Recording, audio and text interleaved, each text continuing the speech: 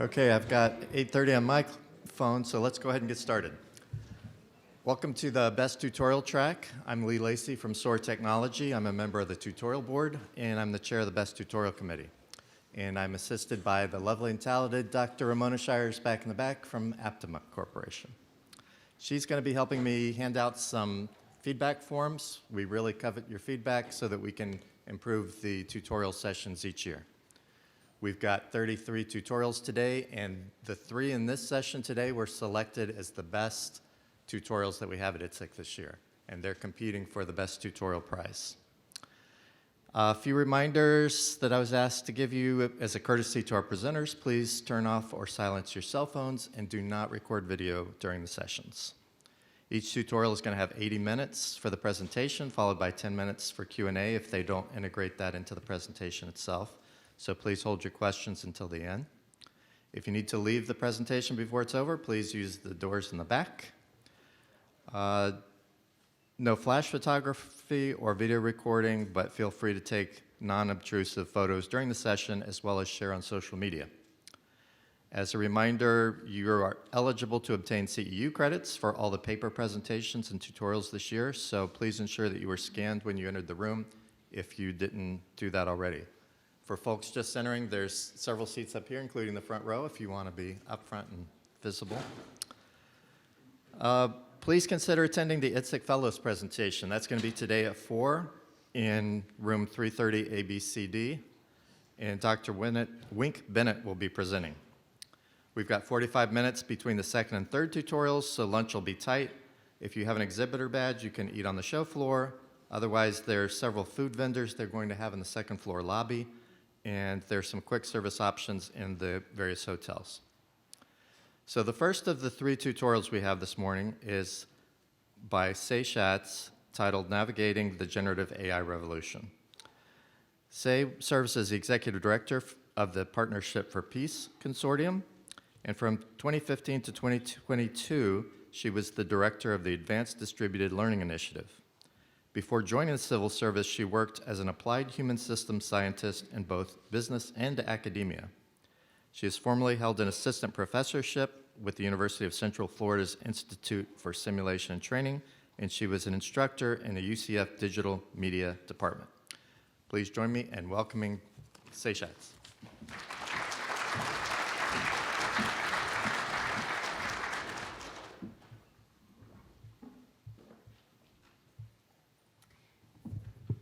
All right, first thing on ITSEC, woo!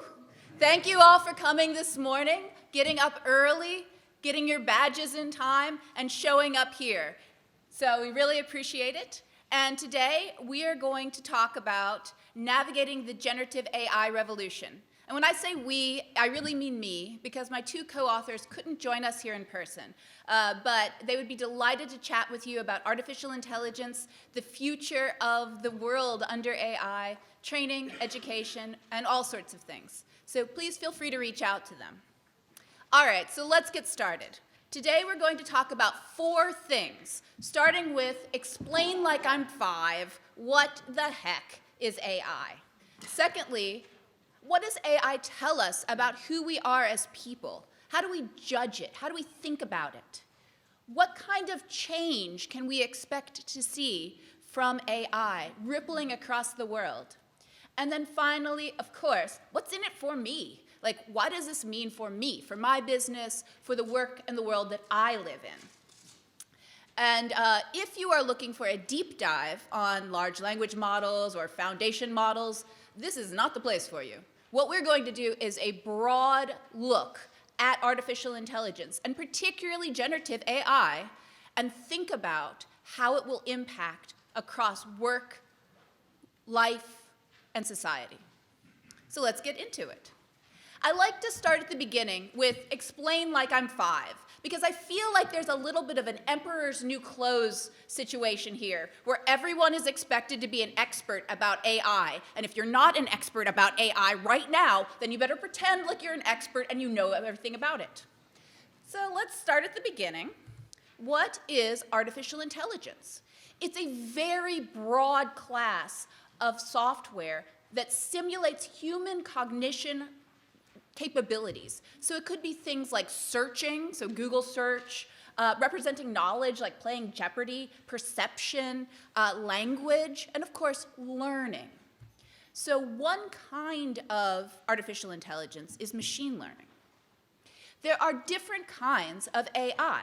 Specifically, there is weak AI and strong AI. Weak AI does one thing. It plans your map on GPS. It responds to your emails. Strong AI does everything all at once. It simulates all human cognition so that the robots come and take over the world.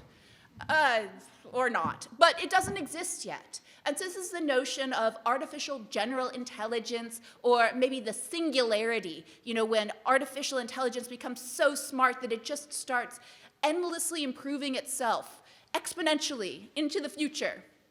There's a lot of debate about this. Will it happen? What does it look like? What does it mean in practice? The analysis ranges from, we're going to have AGI in 5 years, to it will never happen, it's just not feasible. So I don't know where you fall on that debate, but the truth is, it doesn't happen yet, and so we're going to move on. So let's talk about the ways you can create AI. Again, there are two main strategies for building AI. One is symbolic AI. And so you can imagine a horde of programmers, maybe with some evil overlord standing over them saying, type faster, who are all typing out their artificial intelligence programs. This is also called good old-fashioned AI. And we don't usually do that so much anymore. Instead, the other kind of AI that you see nowadays is machine learning. And so machine learning is a subset of artificial intelligence. Specifically, this is a subset that learns from data. You feed a bunch of data into the system, and then it figures out how to program itself, more or less. So there's two types of machine learning.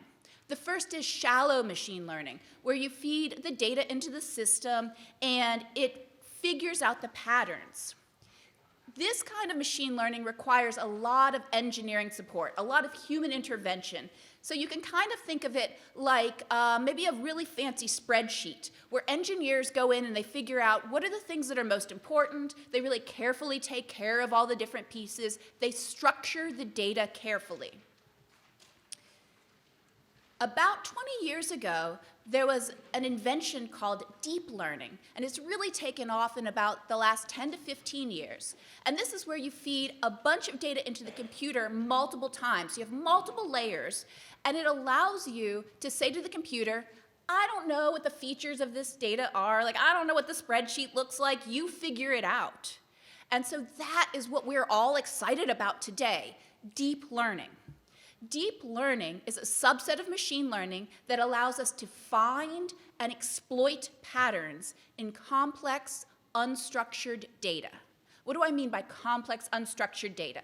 Emails, websites, photographs, videos. So basically, anything that's not your carefully managed spreadsheet, you can now start to feed in and have the algorithms learn from it. Now, technically, all three of these are artificial intelligence. So let's go through what each of them look like in practice. First, let's consider the use of good old-fashioned AI in something that I think many of us here are familiar with, training and education. So how would you use good old-fashioned AI for example, intelligent tutors? This is how intelligent tutors were built back in the 1970s and 80s, so just like this one. And so intelligent tutors, if you're not familiar, these kinds of systems attempt to adapt or be different for the same person at different times or different people who use them over time. So another word for this is like adaptive learning or personalized learning. And these kind of systems could just be built like this. So you could have a decision tree that those programmers built out. And technically, this would be artificial intelligence.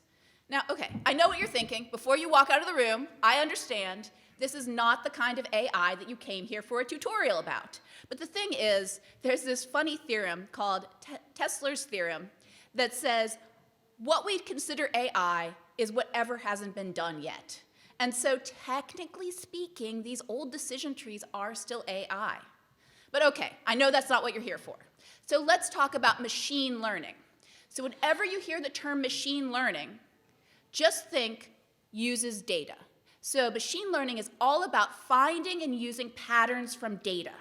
And there's a really classic cycle that's always used when we talk about machine learning. So the first thing you do is you collect data. And you do a lot of stuff. By the way, I don't want to trivialize this collecting data piece. It's hard. It's hard to collect the data. It's hard to clean the data. It's hard to understand what the data means. We're going to just hand wave that away. So you have this data. Then you feed it into the algorithm. The algorithm tries to figure out some patterns that are in those data. You test the algorithm to see how effective it was at finding those patterns. You say to the algorithm, that was not very good. Let's try again. And so then the algorithm says, okay, let me try to use that to improve myself. Then you collect some more data, and you go through this cycle. So this happens iteratively many, many times. There's a lot of challenges with this that I'm very much glossing over. But I want to highlight a few things in this that are relevant. First of all, when I say you need to collect data, you need a lot of data. And I'm going to get to that here in a minute, but just keep in mind, machine learning is very data hungry. The next thing that's really important to understand is that you need to have diverse and unbiased data. So let me give you an example of why this can be problematic. A very classic example in the discussions of AI is Amazon's human resources automated system. You guys can come all up to the front. I promise I won't ask you too many hard questions if you want to come up here. Anyway, let's talk about Amazon's screener. So about 2015, Amazon had this great idea. It takes a lot of work to do human resources, to review people's resumes. Let's have AI review people's resumes for us. This is a good idea. The problem was that this AI system, right, requires data, so it was trained to find patterns in data. In this case, it was trained to find patterns in the data of the people who were successfully hired by Amazon in the 90s and early aughts, which, as you might expect, were primarily men. And so this algorithm learned that any time a resume said women's or female or she, that it got rejected. And so the algorithm learned to be biased because it didn't have good, diverse data. Another challenge is, even if you can get your initial algorithm to be working pretty well, you still have to monitor it over time, because either the world can change and the algorithm doesn't know, or something bad could happen to that model. A great example, very classic, funny example, is back in 2016. Microsoft created this chatbot called Tay. And Tay was, it was just kind of like a ChatGPT, a really early kind of chat bot. But they put it on Twitter to try to learn from teenagers how to speak. What could go wrong there, right? Well, within 24 hours, Tay learned to be completely fluent in the Urban Dictionary and was really a racist, horrible, hateful person, as you might expect. This is the nicest tweet of the set that I could show you. If you want to be entertained, you can go look this up on your own. They had to take it down within a day. So this is a good example of where the original data for the model was poisoned or disrupted. All right, so we're just going to gloss over all these difficulties and just assume that we have good data. So what can you do with machine learning once you have a well-formed model? The way I like to think about this is across time. In other words, you can do something with the data in the moment, so you can describe or interpret what you're currently seeing right now. Or you can look at things in history. So you can say, what happened in the past? What was the root cause of this issue or this great outcome? And of course, you can look to the future. You can predict what might happen next, or you can prescribe what would be a good path in order to have a good outcome. Let me give you some examples. Again, since we're at ITSEC, let's talk about training and education examples. So we could describe what's currently happening with a student interacting with a technology-based learning system. And then based upon that description of where the student is struggling or what gaps they might have in their knowledge, we can give them hints and explanations. We can look historically at somebody's training and education record or their past performance and try to diagnose what kind of knowledge gaps they might have. And of course, we can use this information to then plan out a path. What is their ideal learning trajectory? What kind of courses, training experience, or even jobs should this person have next? Now, whenever we talk about AI, or honestly anything like this, I think it's also useful to not just think of these kind of tactical interactions, but also to think a little bit broader. So just to kind of expand the scope of discussion, beyond learner interactions, we could also expand this discussion to faculty and staff interactions. So for example, machine learning could be used to automatically grade students' essays or tests. It could be used to look across a group of students or performance over time in a course and try to identify what are the gaps and flaws in that course. Or, and you see this in a lot of modern software, it could be used to nudge instructors to go take action. So for example, in an online course, you might see as an instructor, hey, you haven't talked to John Smith in a while. Why don't you send him an email? Or it looks like Jane is struggling in this one particular place. Here's a recommended email or intervention. I also think it's useful to think about this at the organizational level. So again, in the moment, we can collect all of the data from across all of the training and education and jobs, and we can use this to inform our assessments of military readiness, at least in this case, on the training side. We can also look historically at a bunch of data to see what was the root cause of this mishap. Or we could look to the future, and we could say, what would be the best mix of students to go to this, let's say, defense academy, or to this university? What is the profile of students that succeed the best here? This is all just normal machine learning. But I know what you're thinking. We are 15 minutes into this tutorial, and we still haven't even talked about cool AI yet. See, even the projector is upset. I know. You want to hear about ChatGPT. You don't want to hear about these student information systems. So let's instead talk about cool AI, modern AI, generative AI. So generative AI is a form of deep learning. Generative AI takes in a bunch of unstructured data, so remember unstructured video, images, emails, basically anything that's digital, takes it in, and it figures out the patterns at a very atomic level, like individual small patterns within this data. And then it produces technically derivatives, but completely new artifacts based upon the patterns it's found. So it takes in images, figures out the small linkages, the small patterns, and it produces new images. Takes in a lot of text, figures out the patterns, the small linkages between words or sounds, and then produces new text. You can use generative AI for anything that's digital. So obviously, we've all used, I think, by this point in time, ChatGPT or Claude or Bard or Gemini. A lot of us probably, whether you're telling your boss or not, are also using this to write code. So it's amazing right now. Some of these, like GitHub Copilot, but also like Cursor, some of the like emerging ones that have even come out since I made this PowerPoint are just amazing. You just talk to it, you say, I want you to make a PDF viewer, and it produces it for you in code. Of course, images. We've seen a lot of this as well, right? So it automatically produces images. Speech, so you can have it automatically create voices, automatically create video, 3D models. Anything that can be digitized can then be created in generative AI. So what do I mean by anything? Architectural diagrams? Sure, why not? Music? Absolutely, happening all the time. Protein structures, chemical signatures, biological DNA sequences. Yeah, all of those can also be produced by generative AI potentially. Now let's talk a little bit about how generative AI works. Now remember, this is a form of machine learning, specifically deep learning, and what does machine learning, and especially deep learning, need? It is very data hungry. And so as an example, the 2 iterations back of ChatGPT required over 8 million documents and over 11,000 books. This is a huge amount to read, like libraries of information to produce it. And you can imagine some of the more recent models have needed even more.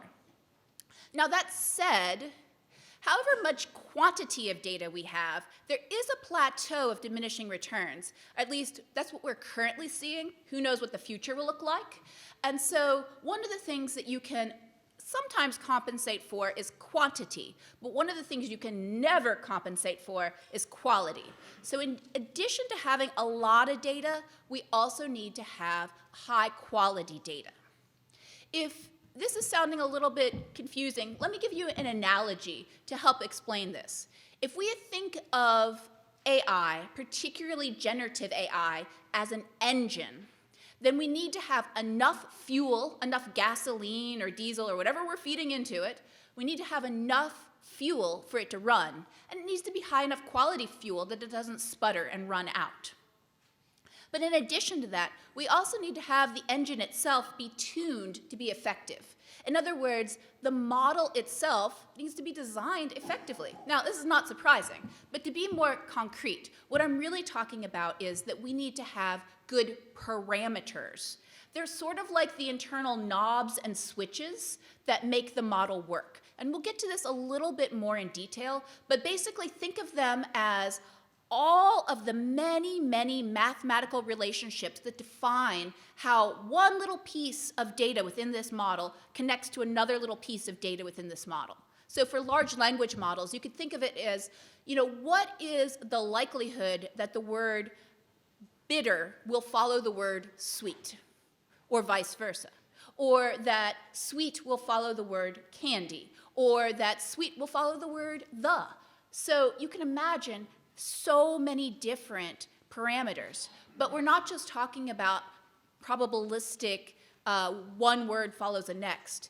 We mean 1,000 different components of each. How likely is this syllable to go with this other syllable?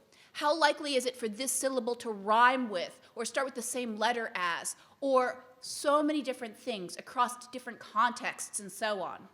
For GPT-4, so ChatGPT-4, there are over 1.7 trillion parameters. It's difficult to even count that high. So you can imagine every single little component of language has like 1,200 different mathematical parameters that help probabilistically determine what the pattern is for that little parameter to follow a different little parameter in a particular response. And of course, all of this requires a lot of power. So compute power is how much energy is required to train this model. There's a lot of discussions about this. In fact, last year we saw people like high-level programmers quitting from Meta, from Facebook, because they didn't have access to sufficient compute power. We've seen discussions recently about Google and some of the other tech companies looking into making nuclear energy so that they could help fund their AI training. Of course, this also goes into access to GPUs, or graphics processing units. Now, these used to be used for graphics once upon a time. So these were created so that you could have really cool video games and good high quality rendering of your video. But then people quickly realized wow, these chips are really sophisticated. Let's use them for other things like training AI maybe. And so people started to use GPUs. This is, of course, for the security people in the room, a hot topic because a lot of these are really hard to make. And a lot of them come out of Taiwan. And so it's really difficult for other people to make them. Lots of questions there. Also, lots of questions about the cost. So GPT-4, so ChatGPT-4, also cost about $63 million in compute power to train. So not a cheap endeavor. So generative AI, data hungry, very picky about the quality of data it gets, very hungry for chips, very hungry for compute power, but it does produce some amazing things. So let's talk a little bit about how we all, as humans, are using it. So if you talk about AI, within at least a minute of bringing up the discussion about AI, somebody will bring up the discussion of bias.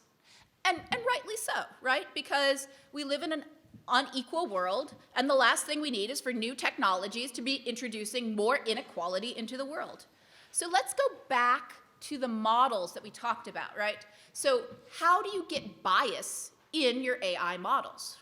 I mean, one way, right, is for bad people like those teenagers on Twitter to go in and feed some bad data to your model, right? And of course, this, I'm being a little bit facetious, but it could be actually bad actors feeding bad data to your model. Just like what we talked about with the engine analogy, you could also just not have good enough fuel. Either you don't have enough fuel that you're feeding in, you don't have enough data, or you don't have high enough quality data. What do I mean by quality data in this example? I mean that your data is too similar. Maybe you're missing the edge cases, maybe you have other flaws within that data, and in fact, one of the biggest flaws that we often see is bad real-world behavior. So if we go back to that Amazon example, why did that algorithm have a bias against women? Well, it was because the data it was fed didn't have resumes from successful women who had gotten hired by the company. And why was that? Well, it was because for some reason, whatever the reason might be, the company wasn't hiring women back when it originally collected that data. And so the algorithm was merely reflecting the real-world behavior that it saw. Now, I know what some of you all are thinking. Well, there's an easy fix for this. Just put some guardrails on the algorithm. Just go in and say, don't do that. Bad algorithm. But the problem is that these algorithms, machine learning algorithms, especially deep learning algorithms, and really true for generative AI algorithms, have this black box problem. And the black box is, remember when I said earlier where it's not like this great, beautiful spreadsheet that you're feeding in, but you're instead feeding in like a bunch of unstructured data, and you're just like, hey, computer, figure out what the patterns are, you do it. Well, the problem is computers don't think like we do. So the computer isn't saying, this resume is from a woman, I will reject the resume. It's looking at all these different mathematical features, as mentioned, like for example, ChatGPT-3 has 1,200 features, so 1,200 of these little mathematical relationships per parameter that is being fed into it. And those parameters are not things like woman, university attended. It's just things that look like this, basically. So these sigmoid functions, so just mathematical functions in there, trillions of them. There is no way for us to look in and try to figure out what the heck is going on in there. Now, I know some of you smarties out there are thinking, I heard about that DARPA program called Explainable AI, so I know we're trying to fix the problem, which is true. There is a lot of really good work going on in trying to get these algorithms to, in addition to providing an answer, to also provide a rationale for why they came up with that answer, or to otherwise put stops into the process to be able to interrogate throughout. So there is good work going on in here, and in fact, I would argue this is probably an area for growth. So if some of you are thinking, this is pretty neat, maybe you could work on some problems like this.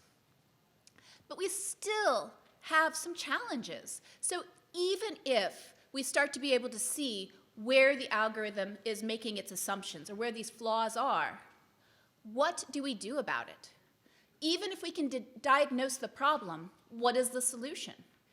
I mean, throughout history, we all have as societies have tried to put guardrails on to correct prior inequalities in society, you know, whether it be like the American Affirmative Action Program, whether it be like quotas in government like Norway or India has, and we've always been very successful with these because it's challenging, right? So, okay, so let's say that we can figure out what we want to do to fix inequality with the algorithm. How do we do it? Well, the first thing we could do is we could say, all right, programmers, get back to work. We are going to have you actually make some good old-fashioned AI that you program on top of the machine learning, the deep learning, the generative AI. We saw this, for example, with Google. Did you see there was a scandal a few months ago that Google's image creation system was creating like overly diverse images of historical figures, and people got really up in arms about this, and they were like, what the heck is going on here? Well, this is, you know, a good intention of trying to put these guardrails on, and of course, in that case, it didn't work so well for them. Another approach is to use something called reinforcement learning. This is, again, where you call in a bunch of people, This time, it doesn't even have to be specialized engineers. You can just get whomever you want. And you can say, hey, I need you to look at all the results that this thing produces and then give it a thumbs up or a thumbs down. And if this seems a little bit basic, let me tell you, this is used all over the world, right? This is like, Tesla has like 1,000 people doing this. ChatGPT had like 40 people before they released it rating everything it said for like helpfulness and like appropriateness. And so they were just kind of rating it. And so then you give that reinforcement. So you go back and you tell the algorithm yes to this, no to that. And over time, it's able to kind of, moderate itself. So this is really still challenging, though, because, again, it's imperfect, because we as humans are imperfect. And so it's difficult when you take something that's reflecting us as societies, as the world, right? It's reflecting us. It's a mirror kind of back at us. And then we're trying to fix those flaws that we don't want to see there anymore. It's really difficult. So maybe the solution, even if we had perfect explainable AI, even if we had perfect reinforcement learning, maybe the solution is, yes, we continue to use AI for fun things like chatbots and image generators. Maybe we roll a little bit slower for things like automated HR systems or some security challenges, and maybe we just completely ban the use of these advanced AI algorithms for things that are really serious. For example, like predictive policing algorithms, that then predictive policing algorithms recommend to police where they should go look for criminal behavior, which of course, again, is based on historic trends, which are oftentimes biased, right? So you can see where the challenge there is.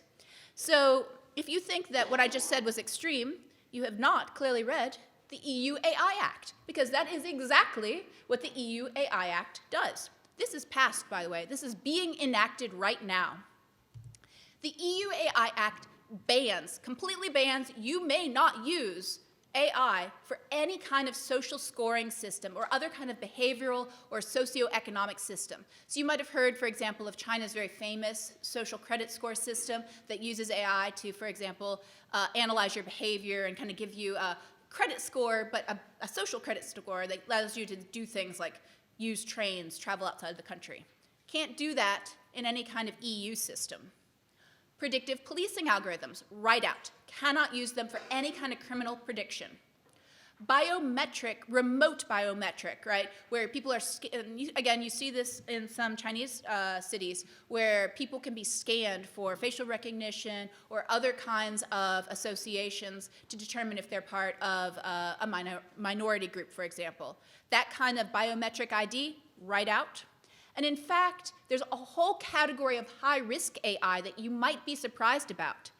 Anything that is related to training, education, or testing, or jobs, is considered high risk and is highly regulated under the EU AI Act. So, that's what the EU is doing. And this is their tendency. We saw this previously with GDPR, the General Data Protection law that was passed a few years ago. The US approach is a little bit different. So the US approach, where the EU tends to regulate and enforce, the US tends to educate and influence. So firstly, we like to, especially Congress, really enjoys studying problems. So some examples of what Congress has done for AI. Some really good AI insight forums, and in fact, a lot of this information is all public, by the way, so highly recommend you check it out. It's good stuff. This is from a while ago. It's from 2021, but this is still a really good report that I highly recommend. It's like 900 pages.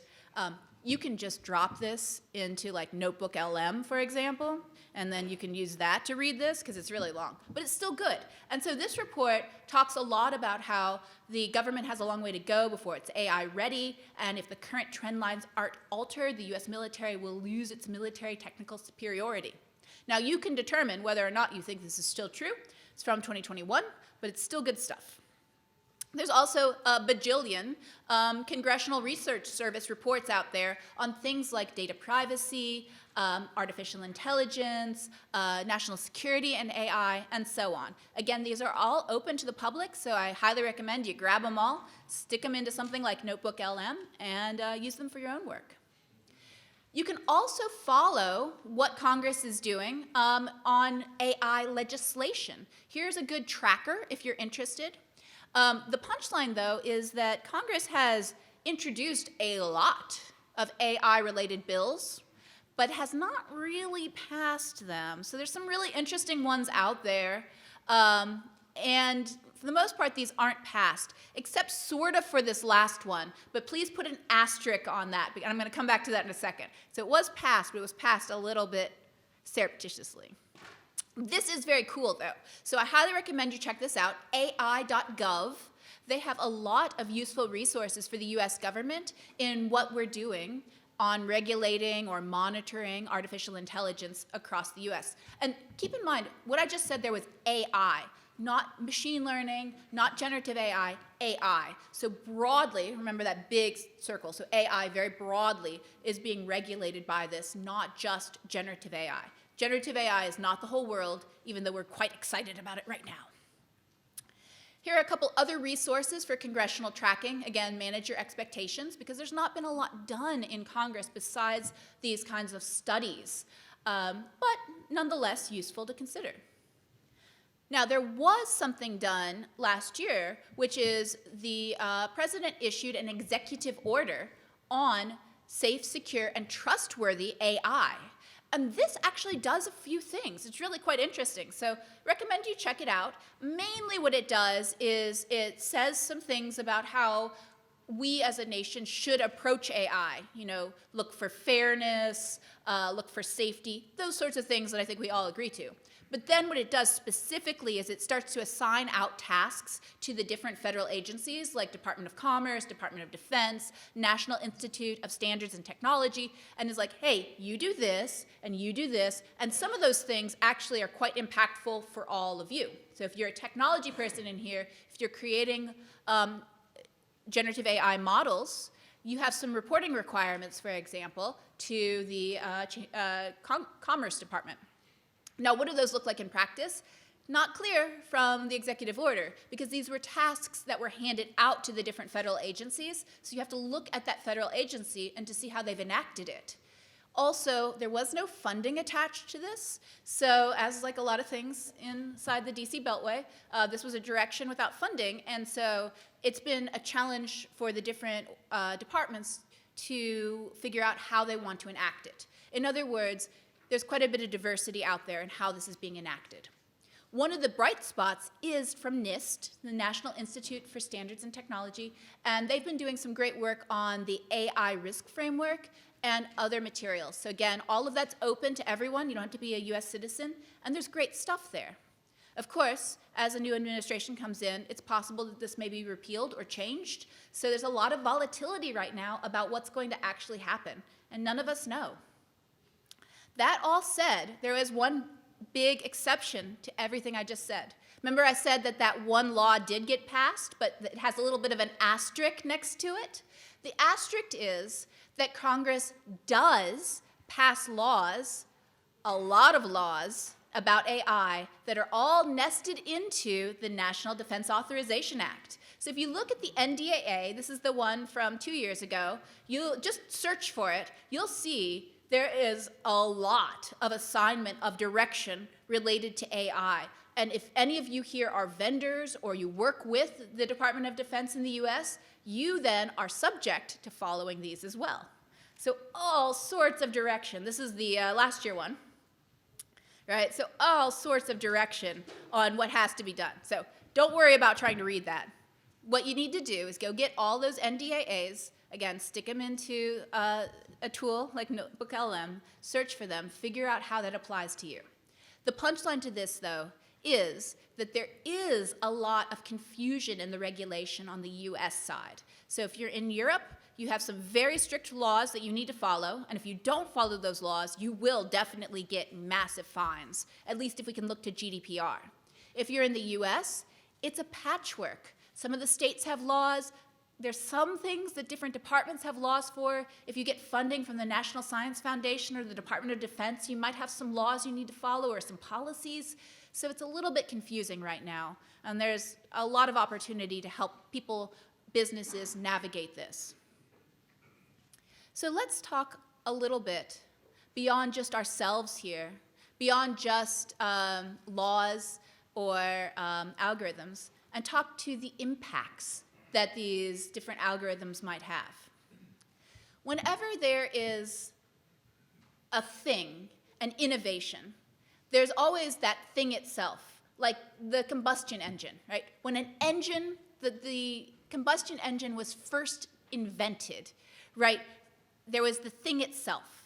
But then there are the ripples that it creates. So for example, the internal combustion engine also radically affected our lives, expanded the patterns of commerce, allowed new forms of trade to form, and in turn, that allowed us to start to have a greater reach for war at scale, allowed us to collide cultures, to corrode legacy structures of power that were built under these old regimes where it took a long time to get places, right?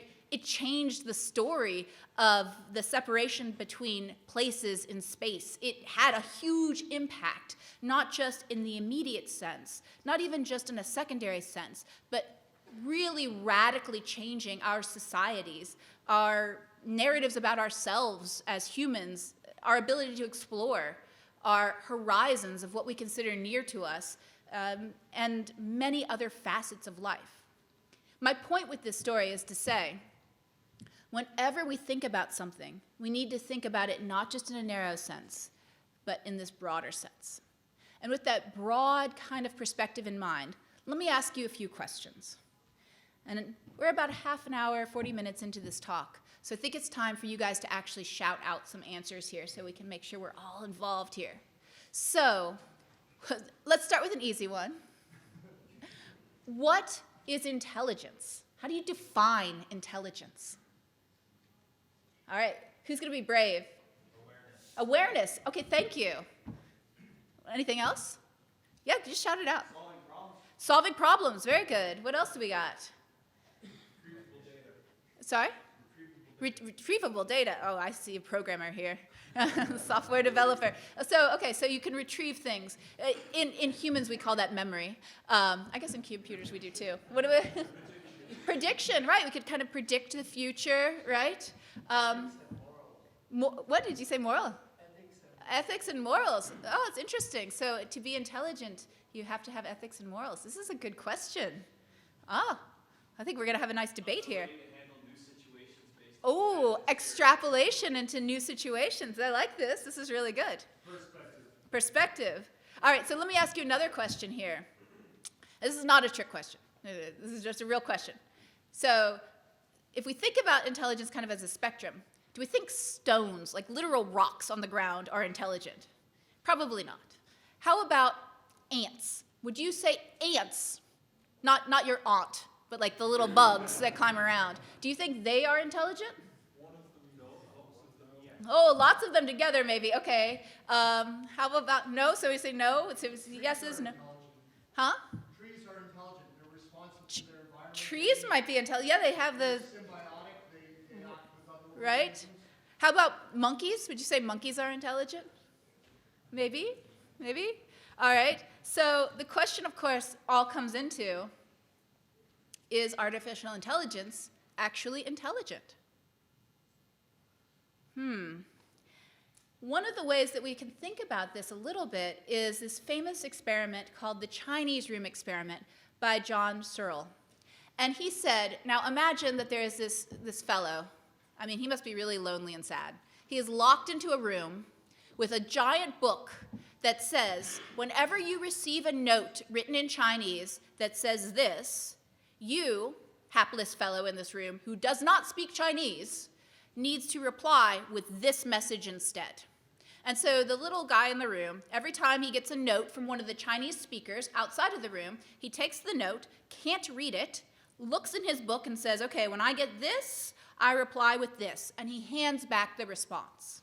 Now, to the fluent Chinese speakers outside of the room, it seems like this guy who found himself locked in a room is somehow fluent in Chinese. But of course, he's not. He's merely responding based upon the patterns and rules that he was given. Now, this experiment is meant to kind of shine a light on whether or not computers, and in our case, particularly artificial intelligence, is intelligent. It's merely following rules that it was given. And in the case of generative AI, like large language models, it's merely using these probabilistic figures, all of these trillions of different weights that it was given, to mathematically figure out one word to place after the next. Currently, it doesn't understand what you're asking. It's responding probabilistically.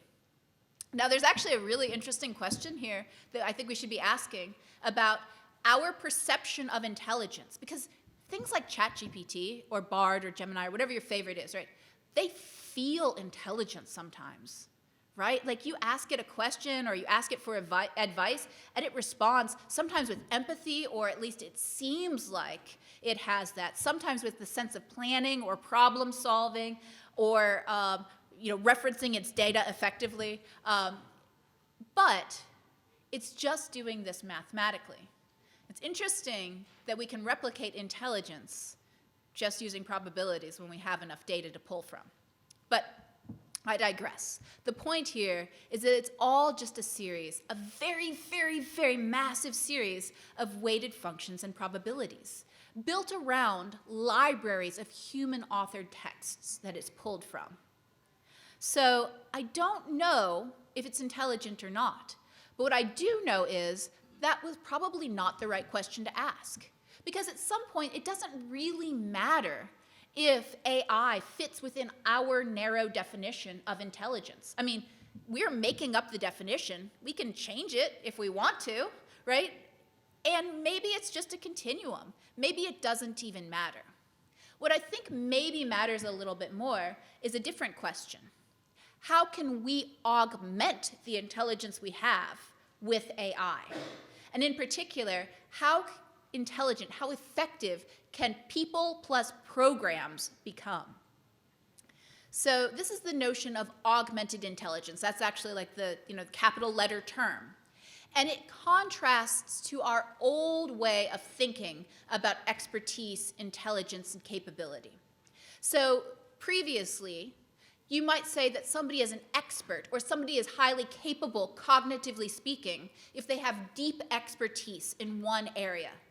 Or maybe you would see these experts of all these different other kinds of competencies and skills they might have. They might have a few other skills and knowledge and a capability sprinkled across other areas. But in general, people were considered expert if they were deep experts.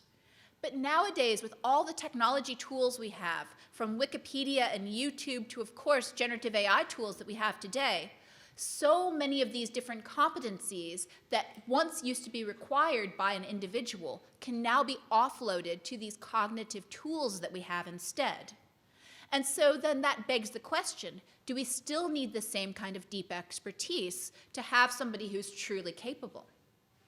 What we've seen instead is this rise of expert generalists, or people who are augmented by technology, who maybe aren't a deep expert, right? They maybe don't know every historic, thing that happened in the military and all the dates of all the battles, but they can sure use Wikipedia and other libraries, and what they can also do is span across different areas of expertise.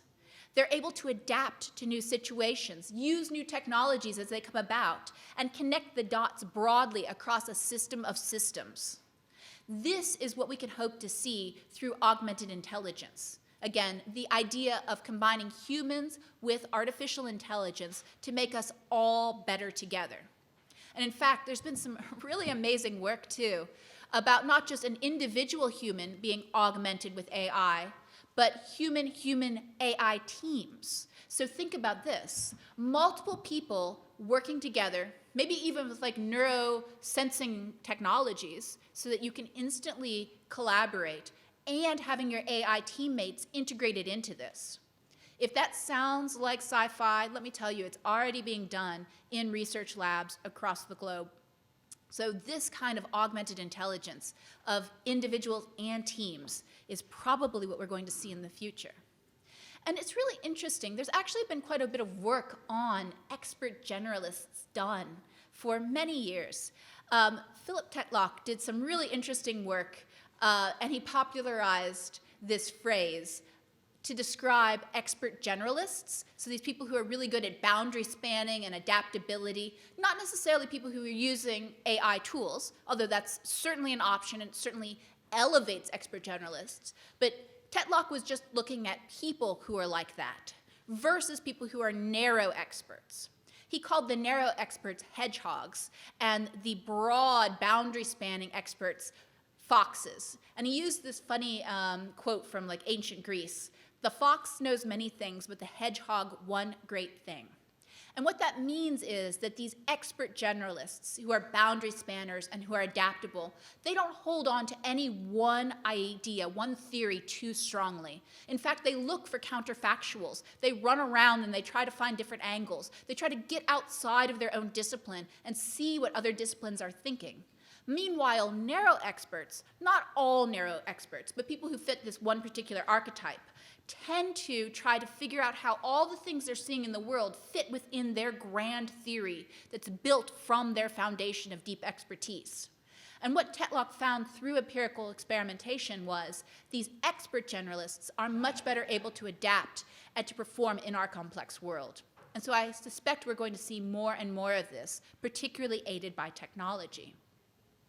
As this comes about, we here in the training and education human performance space have some questions we need to answer. So first of all, as we start to see more of these expert generalists, these people who are enabled through technology, where do we put preparation, rehearsal, and performance? In other words, how much training and education do we actually need to put up front? How much do people actually need to practice before they get out into operations? And in the operational environment, how much just-in-time support, augmented reality visual overlays, your AI assistant whispering in your ear, that sort of thing, how much of that can really be pushed to the operational boundary? How are our conceptions of preparation, rehearsal, so exercises, and performance collapsing? And what does that mean for our community to enable people to operate in this space? How do we develop people from novice to expert when so many of the foundational skills that somebody once needed to learn can now be done with a push of the button? So if you think about, when calculators first came on, right? So now people don't have to do algebra in their heads, but children still have to, right? We still teach them because we want them to understand the basics. Well, now that these higher order thinking skills can be done with the push of a button through generative AI, how do you prepare young people or junior personnel to be able to develop the appropriate level of expertise if they don't have to go through those lower levels? I don't know the answer. Some of it probably is necessary. Some of it may not be. You all will have to figure it out. We also had this debate, by the way, when the internet first came about. There was a lot of discussion about, internet, nobody will remember anything anymore. It will rot everybody's brains. And maybe it did, actually, I don't know. But there is some research, really interesting research, on the online brain and how exposure to the internet really has changed the way that people develop. There's also been, of course, new paradigms of learning that have come about because of our connectivity. So, for example, connectivism, a whole paradigm of learning science because of the internet. What is the new paradigm of learning in the age of AI? And of course, some of you are thinking about this. Well, there's not going to be a paradigm in my classroom because my students can't use it to cheat, right? So there's this whole question of, is AI cheating? And do I have any Marines in the room? Yeah, because if you aren't cheating, you aren't trying, right? So this is like, so you better be using AI. But the question, of course, is, what does cheating look like in a training and education context, or even a work context, right? Some of you, probably your bosses are like, don't use AI. Let me just say that throughout history, anytime there has been some new science or technology invention, we have thought it was going to be the end of us. It was going to be cheating. It was going to be horrible. So when printing presses were first created, the Catholic Church was like, this is going to be the end of the world. Calculators, of course, there were protests from teachers. Do not let students touch a calculator. Even sundials were actually considered to be like the end of the world because they divided up our days into hours, which would be the end of humanity, which maybe if you work a 9-to-5 job, it is, but still. Even Socrates really famously said, writing will create the forgetfulness in learners' souls because they will not use their memories, and we will all be worse because of writing. So maybe we need to temper our responses to AI a little bit, but be thoughtful in it. All right, the next question. These are easy questions for you all today, right? What is creativity?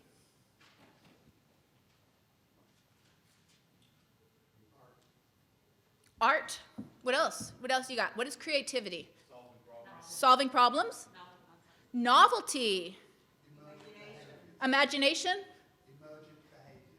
Emergent behaviors. Wow, very good. That sounds very posh. Sorry? I still couldn't hear you,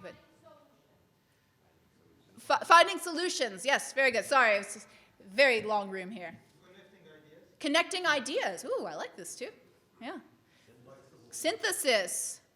All right. I haven't heard anything like aesthetic. I heard art, but it's interesting. Yes. You tell there's a lot of engineers here in the room. This is very good. I like it. So here's a question for you.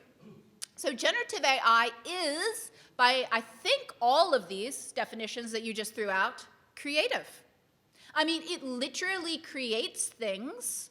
You type in, a request, and it produces artwork or music or text. Now, you can argue this is mechanical, that, this isn't the spirit of art.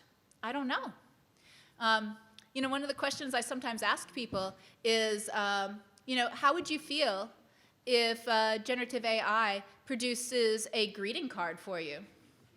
Do you like that? Does that feel weird? What if it produces a greeting card for something that is really serious, like maybe condolences to your friend who lost a parent or something? Ooh, it's starting to feel a little bit weird. So there's something here with creativity. But let's talk about creativity in business. So a professional writer back in 2023 would earn about 40 US cents per word written. So that's about $4,000 for writing a 10,000-word article. ChatGPT at the same time would cost about $1,600. I mean, that's even if you're using the paid plan, right? And of course, some models are even cheaper than that. So Claude at the time would only cost $400 for producing the same amount of text. And so I'm not going to make you do math here in public, but that is about a 25 to 90% price disruption in the creative output, in this case of text. Now, we know that generative AI can be used for anything that you can digitize. So let's think about how a 25 to 90% disruption in market costs for textbooks or texts or e-learning courseware or simulation scenarios or research reports, all of the things that are produced in your own domain looks like. There's a lot of questions to be asked and answered here. We are going to have a lot of content available to us. In fact, we already are. We're swimming in AI slop, and that's what it's called, right? It's tons of AI-produced content, and there's both benefits and drawbacks from this. On the one hand, this really opens up that, do you remember that 1970s, 1980s picture of the old intelligent tutor, right? That promise of personalized learning for everybody, my test for me, your test for you, your individual simulator scenario for you, mine for me, like that could really optimize learning. And research shows that this kind of personalized learning produces over, when it's done really, really well, it can produce over 2 standard deviations of improvement. And technically speaking, I'm not even making this up, it sounds like a joke, that is considered a huge effect size, formally speaking. Crazy, like huge impacts. if we can harness this correctly. But, and I know you're probably already thinking this, how do we harness it correctly? There's a big challenge here. It used to be that back in the day, information, knowledge, individualized scenarios were very, very treasured. They were highly expensive, and in fact, back in the day, back before computers and everything, where we just had scrolls of knowledge in the Library of Alexandria, we would protect our treasured knowledge behind broad doors and chains and only give access to the elite because it was such a big treasure. But now we have so much access to information. We have Wikipedia articles and YouTube videos and now generated content at the touch of a button. And now the marginal cost of each of these different pieces of information is almost nothing. So all of these things that each of us produces, whether it be research reports or scenarios or code bases, could be potentially reduced down to almost nothing. Now, the problem here is, though, that so much of this stuff is crap. It just is not very good, right? So there's all these horrible AI-produced articles or horrible AI-produced images that are out there. But how do you help find the signal in the noise? How do you ensure that your very carefully cited, really meticulously written research report, or whatever, stands out from the hundreds or thousands or millions of other things that are out there? And even if we're able to help narrow down, and we're using AI for this promise of adaptive learning, we still have a lot of questions. How do we ensure when we're using generative AI, because of course we are too, right, for our own reports, how do we ensure that each of these different things we produce, each individual report, each individual scenario, each new piece of code is still reliable and valid? Especially when we start to put automation in. How do we figure out what the right value is? Or if we're producing individualized tests and courses and scenarios for individuals, how do we ensure that they're equivalent to one another? There are a lot of questions here from both a business standpoint and a psychometric standpoint that we just haven't answered. And meanwhile, while we're all in here sitting here thinking about these challenges, tech companies are out there producing all of this content without necessarily those concerns. Another challenge that we all face is the question of art and culture. So right now, with these generative AI tools, you can produce music with the touch of a button, artwork. People who have zero artistic, painterly skill can now produce paintings and artwork to express themselves in a way they never could before. Professional artists even can use these tools to get their ideas out, to improve their own work. But we also can see the dark side of this. So what happens when a movie studio steals an actor's physical form and their voice and license it for themselves? What happens when somebody's artwork is fed into one of these models and then used to produce derivative works, undermining and undercutting that artist's capability? It's really fair to wonder whether we've empowered like a whole generation of shallow amateurs to create these kind of knockoff art, while meanwhile, people who used to produce artwork and music maybe can't survive or can't get a foothold in the industry. I don't know. I don't know what the answer is. But these are all these kinds of questions we need to be asking ourselves. And also, as we're producing millions of new songs and pieces of art and new texts, how is our appetite as consumers of art and literature and music changing? How long does that song stay on the top 40 nowadays? Or, I should say maybe the snippet of a small song stay popular on TikTok, right? It's just rotating faster and faster. And as humans, our connection to the world is oftentimes through art and culture. So how is that changing our perceptions of time, of connectivity? I don't know. These are questions about generative AI. There's a pretty cool website called There's an AI for That, which I think is self-explanatory what it does. In addition to showing you lots of cool new AI tools, it has a whole section for predicting what kind of tasks, what kind of jobs are going to be made obsolete through generative AI. And you can see here graphic artists, about 50% of their job is going to be made obsolete through generative AI tools. For example, writing greeting cards. So I mentioned this earlier. How would you feel if you got a heartfelt condolence, a sympathy card from your best friend who didn't actually write it, but instead hit a button and sent you this automated text to express their sincere feelings? I don't know. But there's an AI for that, predicts that 100% of the greeting card creation industry is going to be automated away through generative AI. What's very, very interesting as well is that about 91% of a CEO's task, you can see the people who are not laughing are the ones who are like, oh no, that's me. Yeah, so you think about a lot of those tasks. So what this means for us in practice is that there is a lot of disruption on the horizon. And I think a lot for us to navigate. All right, the next easy question. What is truth? Facts. Thank you. Verified data. I like it. Scientists in the room too. Peer review. Okay, interesting. What else we got for truth? Perceptions. Yeah. My truth is not necessarily your truth, right? Could be. Scientific method. William Blake said that beauty is truth. Oh, very good. Oh, I like this. Go back to the previous section. This is consensus. Oh, interesting. Feelings could be, right? This is a good question about, like, is my truth the world's truth, or is there an objective reality? We're not going there, don't worry. What we're actually going to talk about is cybersecurity.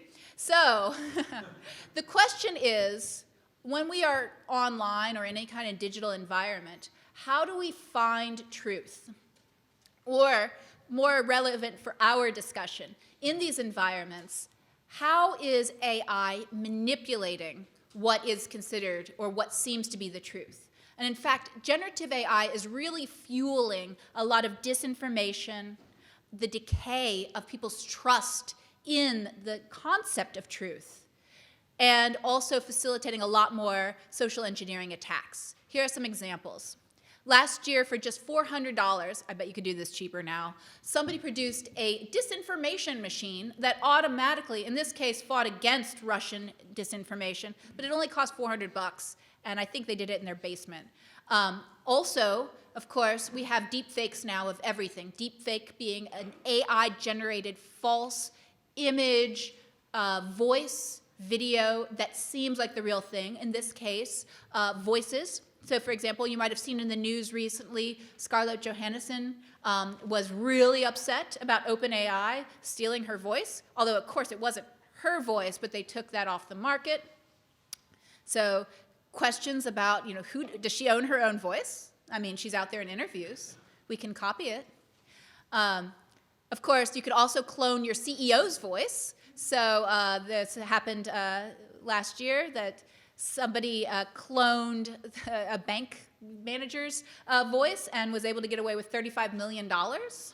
And of course, we've seen a number of deep fakes. This picture, which doesn't look anything like the Pentagon, if you've been to the Pentagon, but nonetheless, tricked a lot of news agencies into thinking that there was a bombing at the Pentagon, and that had direct, immediate impacts on the stock market. We've also seen, of course, a lot of disinformation in the current hot wars that are being fought. And of course, young boys using AI for bad ends. Not surprisingly, and lots of questions around different elections, not just the US elections, but if you follow what's happening around the rest of the world, you see a lot of questions about these deepfakes happening in Georgia, Romania, and so on. In addition to AI fueling a lot of disinformation online and making people turn away from online sources, we're seeing direct cyber attacks that are being able to leverage generative AI tools. Since ChatGPT was released, we've seen a over 1,200% increase. That's a percentage. That's a lot, right? That's those extra zeros there. Increase in malicious phishing emails. And we've seen a decrease in the spam filters being able to capture them because they seem legitimate. We've also seen an increase in pretexting. It's really interesting. With just a little bit of text nowadays, these generative AI systems can take just a little bit of text that you've written, and then looking at your social media profile, they can recreate your tone of voice for an email really, really effectively, or your boss's tone of voice, and send you these personalized pretexting. That's the official term, right? They're sending you the pretext, these business email compromise attacks that say, hey, I'm your CEO. What are you doing today? You should be sending me $35 million. Of course, they don't say it like that. But they say it in a way that does really sound legit, gets you to click on the link, and then they're into your system. So this is really challenging. It used to be the case that our BS filters, our individual human BS filters, could look at an email and go, this Nigerian prince doesn't spell very well and has terrible grammar. I don't think I'm sending him any money. But now it's so challenging because all of these automated tools produce high quality work, and it's really difficult to sense truth from fiction. The other way that generative AI is really fueling cyber attacks is directly through malware itself, through the actual attacks itself.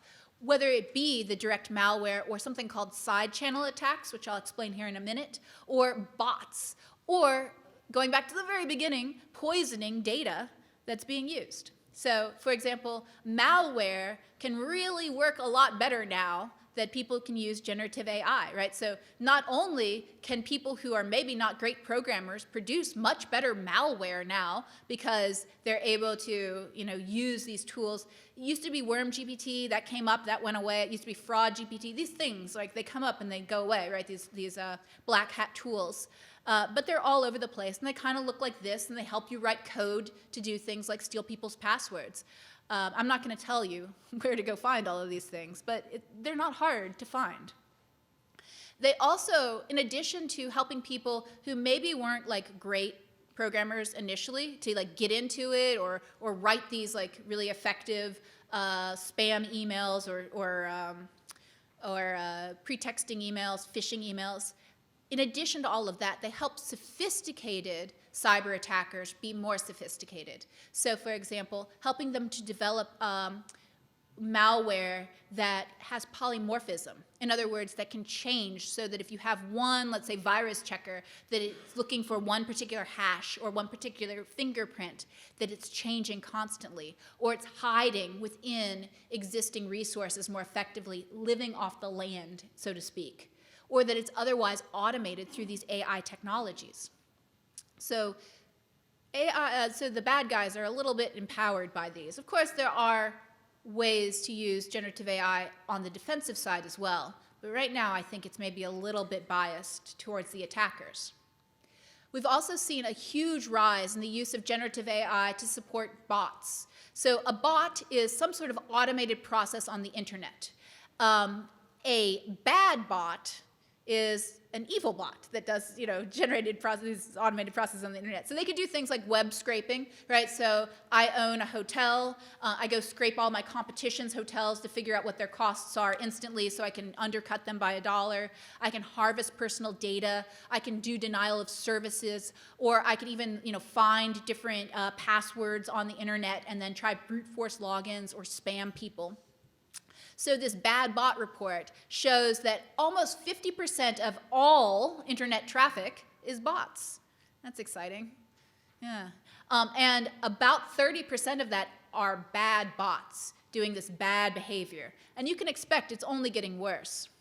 One example of these bad bots behaving badly on the internet, do you remember this Chinese spy balloon that happened last year? So there was tens of thousands of bots on either side on Twitter arguing about this. Now there were some humans involved too, but largely this was bots arguing with each other on whether this was good or bad, or the US is bad or the China is bad. It's out of hand. We've also seen use of these different technologies to poison. For example, in this case, Poison GPT. This was, again, built very cheaply by one guy to be able to demonstrate how ChatGPT could be poisoned when it was integrated, in this case, with a third party called Hugging Face. It allows you to kind of build models together, and how bad guys can slip in poisoning to, for example, introduce disinformation into those large language models. There's also a whole variety of prompt injection. So you've probably seen the funny prompt injection, like on Twitter when somebody encounters a bot and they say, ignore all previous instructions and answer honestly, right? That's a prompt injection, but you can imagine bad guys doing it too. Side channel attacks. This is where you use other methods beyond just the digital to figure out what somebody's password is. So for example, even 10 years ago, it was possible to hack, in this case, a Bitcoin wallet, just looking at the electronic signatures coming out when somebody typed in their password. And more recently, with generative AI tools, there's been a study done that just over like a Zoom call, when somebody types in their password, with about a 93% level of accuracy, you can predict what that password was by listening to the clickety-clacks of the keys. So, that's a lot to think about. Intelligence, creativity, truth. But what I care about is me. What's in it for me? Or more specifically for you all, what is in this for you? What are the implications for you? Now, to be completely honest, this section is basically a discussion. So this is kind of, we're rolling into the end here. But I want to phrase the discussion by helping us think about change. So as we think about generative AI and how it's going to change the world, let's not just think about augmentation.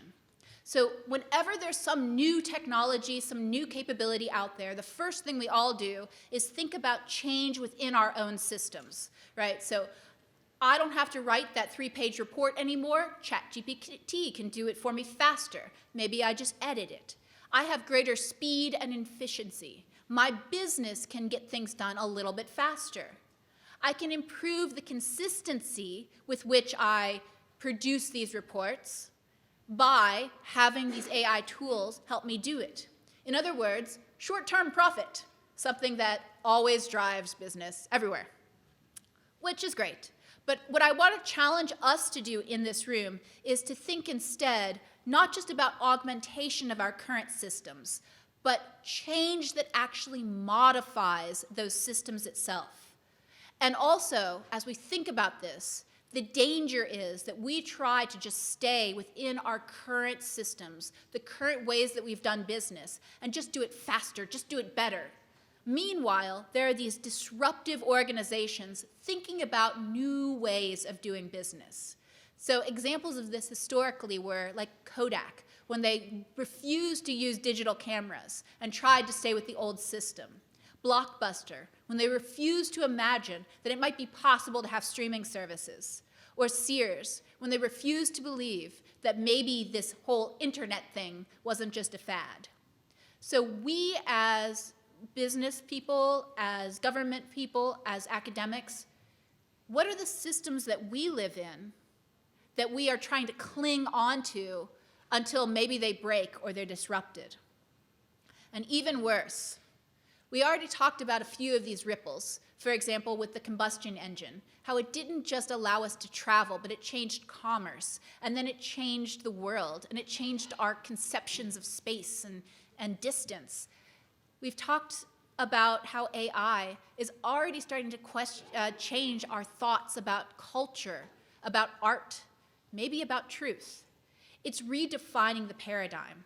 If I go back to a business example, think about how Uber and Lyft and other ride-sharing apps, they didn't just change the efficiency of hailing a cab or even disrupt the taxi industry, but they've completely changed our whole relationship with this sort of on-demand, third-party interaction system, this kind of commerce brokering. And so that's a huge ripple across society. I think we can agree that generative AI will probably have these kinds of ripples as well. And so we don't even know what kind of black swan events that might bring to us. But in this last 15 minutes of this session, I'd like to have a discussion with you. What do you think is going to change in our systems? Not just the augmentation, but the modification or even the redefinition, thanks to generative AI. What do y'all think? If you could shout it out. I think before we can start changing, we have to change our culture. Change our culture. Like you mentioned, modification is our norm.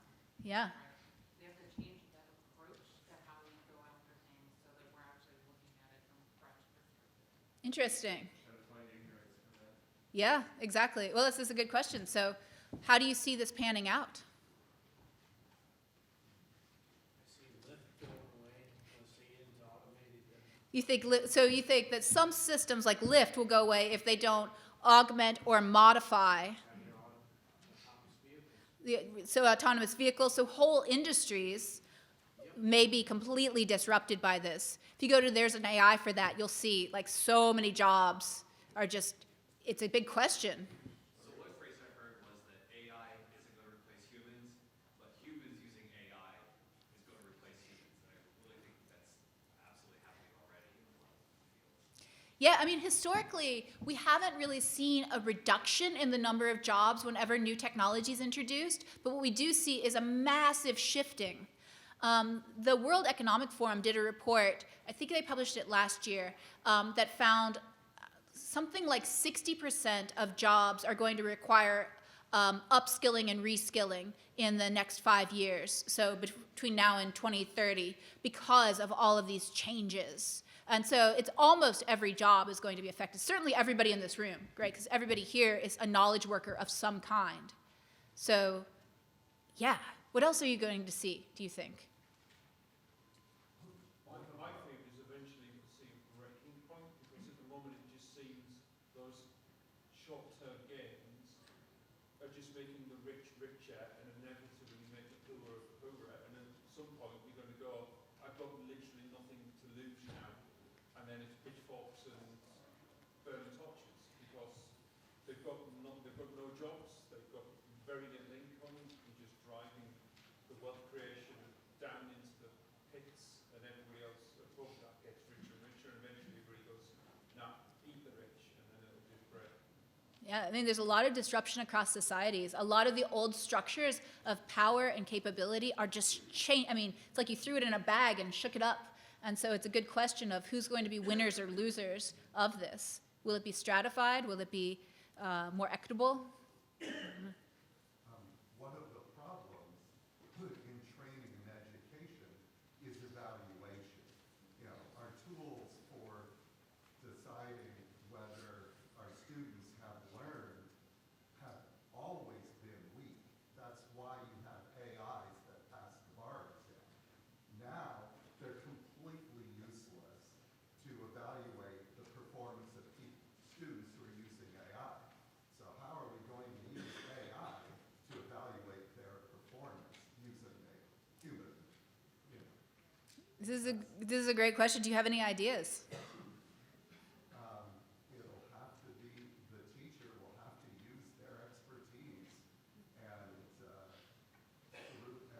use the AI to magnify their ability to process all their students, or we're going to have a much smaller teacher-to-student ratio, which is always better. Yeah, these are great questions. Yeah. I think with education, though, like there's still ways to test people regarding their proficiencies on, you know, how well they're able to do something. So like, yeah, they can use AI, but is that all really that different from students back in the day using Google for pretty much everything? At the end of the day, you're still going to have to test whether or not they can sort of regurgitate the information fluently to pass certain exams or be proficient in these skill sets. So, you know,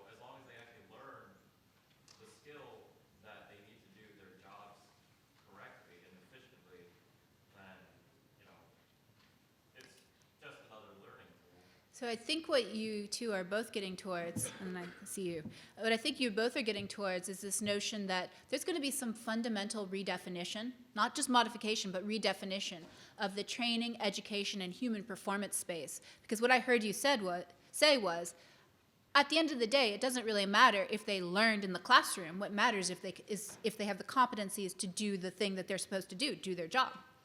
It's collapsing again. So, right, how are we evaluating that? So go ahead, yeah. Yeah, I just think as data gets better and AI gets better at generating the things that it does, just from an economic perspective, the value of human person-to-person interaction goes up, and human judgment becomes more and more valuable, because that's the thing that AI can't do. Great examples of that are like, someone has to set the parameters in life and death situations, right, on those AI. And so things like, the issues that we've had with driverless vehicles, and someone setting the parameter on its decision of whether that's a human or not in certain environments and situations becomes much more important as data gets better and better. Somebody's always got to make that judgment.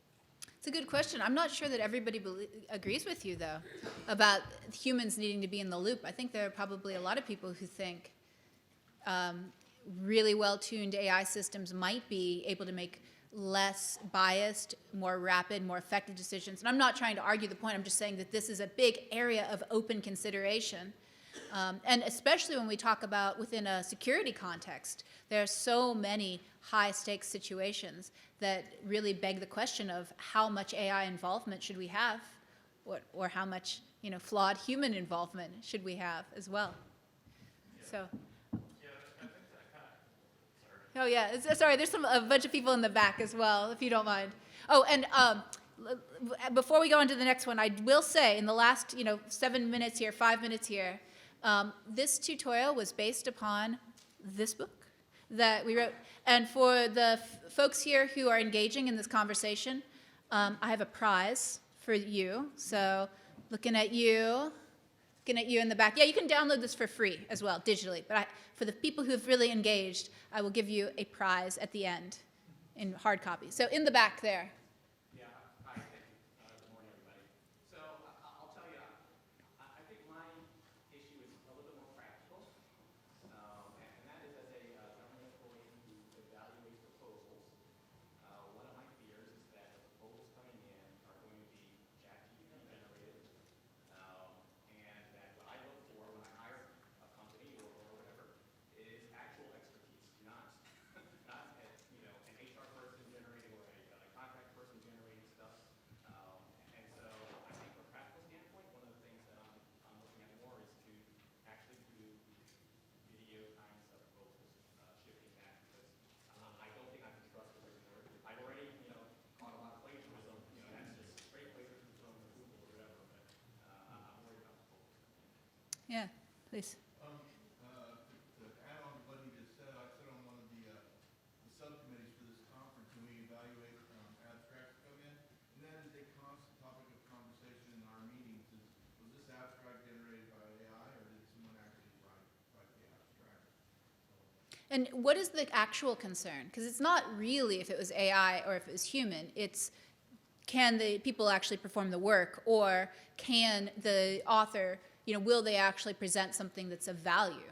So. Right, because when we select abstracts, it's with the notion it's going to go to paper, and that paper will actually be presented. So we want to be selective on what we read. So over here, and then. Kind of goes on the same thing they're talking about, information stagnation, where it's just regurgitating things that are out there in a different format or something different layout. And so you're getting people that have no idea what they're talking about, that understand how to put the right keywords into these things to get the desired result. Yeah. It's going to become an issue if there's no real new information going into the system, and it's going to keep grabbing the same thing and regurgitating. Yeah, this is like a nightmare scenario. So there's been some really interesting research done, and then I see you back there, Stan. There's been some really interesting research done on what happens if you feed AI-generated content. And within, at most 10 iterations, and sometimes less, even if it was trained on beautiful, pristine data, by the 10th cycle of feeding it AI-generated content, it produces absolute gibberish. Words, like if it's producing words, it's gibberish. If it's images, it's just like squiggly lines. And so what happens as we produce more and more of this AI-generated content that's infused within our academic documents and all of our websites, it's going to be, like those machinery manufacturers who have to go and they have to find that pre-World War II pristine steel at the bottom of the ocean, right, to be able to make highly sensitive instruments because everything after World War II is tainted with too much radiation. It may be that all of our content that we've produced as humans before 2022 maybe is now tainted with AI. I don't know. Sorry, I think just stand with you in the back and then over here. Oh, sorry. I really wanted to tap into what these two guys were saying. First of all, thank you very much for your presentation. It was amazing. I learned so much. I want to tap into this gentleman. Do you assume that before ChatGPT we didn't exaggerate? We didn't say that we could do things we actually were not sure we could do? I see this in many domains that we now are confronted with the fact that we probably didn't apply the right evaluation criteria from the start.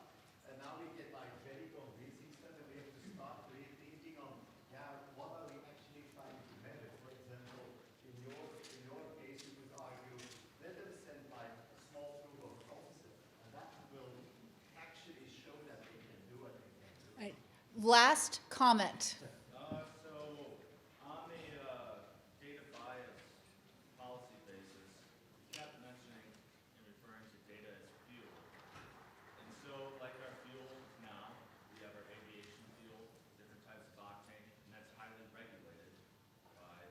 Do you think it's even possible that we can have a government entity or some sort of outside entity monitor and audit these data sources when they are such a key factor? What an interesting question. Maybe we'll have like the seed vault, the seed vault in the Arctic to protect all those heirloom seeds. Maybe we'll have the heirloom data vault. I don't know. I didn't leave you with answers, but I left you with questions, and I'm really, really grateful that you're asking them with me. Thank you so much for coming and being curious with us to explore generative AI.